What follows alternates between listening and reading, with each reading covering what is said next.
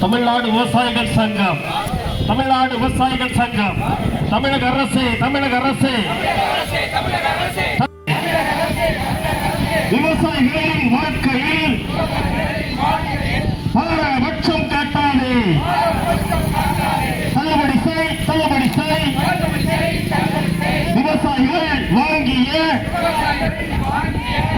கடனை தள்ளுபடி செய்.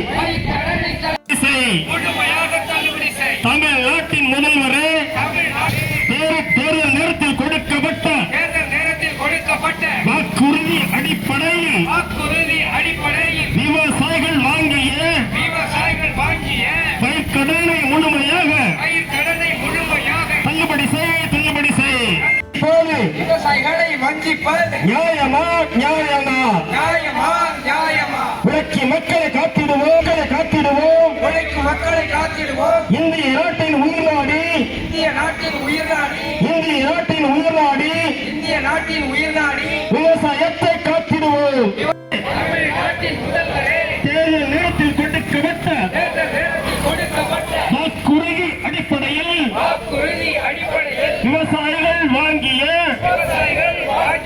பயிர்க்கடனை முழுமையாக மேல நடக்குது. ரெண்டு இடதுசாரி அணிகள் சார்பாக, இடதுசாரி அணியுடைய கூட்டமைப்பின் சார்பாக, இடதுசாரி அணியுடைய விவசாயிகள் சங்கங்களின் சார்பாக இந்த போராட்டம் என்பது நடந்து கொண்டிருக்கிறது. கடுமையான வெயிலை பார்க்காமல் இந்த பகுதி விவசாயிகள் பலன் பெற வேண்டும் என்ற நோக்கத்தோடு அந்த போராட்டம் என்பது நடைபெற்றுக் கொண்டிருக்கிறது. அந்த வகையில் ஜோசப் விஜய் அவர்கள் தள்ளுபடியை அறிவிப்பார்கள், விவசாயிகளுடைய வயிற்றிலே பாலை வார்ப்பார்கள் என்ற நம்பிக்கையோடு நாங்கள் நடத்துவதாக அறிவிக்கப்பட்டது. அதற்கு 2 நாளுக்கு முன்னால் 24/5/26 அன்று மாண்புமிகு தமிழக முதல்வர் இந்த கடன் தள்ளுபடியில் உத்தரவை பிறப்பிக்கிறார். நாங்கள் கூட மிகப்பெரிய மகிழ்ச்சி ஏற்பட்ட அந்த கடன் தள்ளுபடியை நாங்கள் பார்த்தோம்.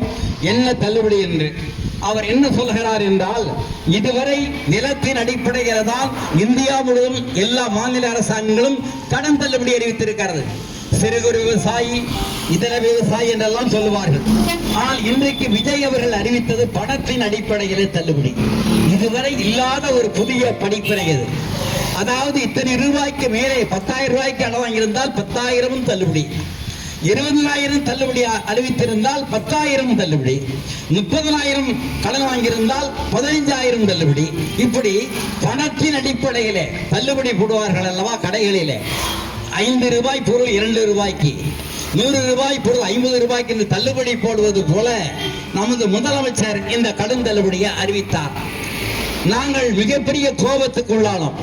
26ஆம் தேதி போராட்டத்துக்கு முன்னால் 24ஆம் தேதி அறிவித்திருக்கிறார் என்று மகிழ்ச்சியாக எதிர்பார்க்கிற பொழுது இந்த கடன் தள்ளுபடி எந்த வகையிலும் விவசாயிகளுக்கு பொருத்தமில்லை என்பதற்காகத்தான் 26ஆம் தேதி தமிழ்நாடு முழுவதும் அந்த போராட்டத்தில் தாவேக அரசை கண்டித்து அந்த போராட்டத்தை நாங்கள் நடத்தினோம்.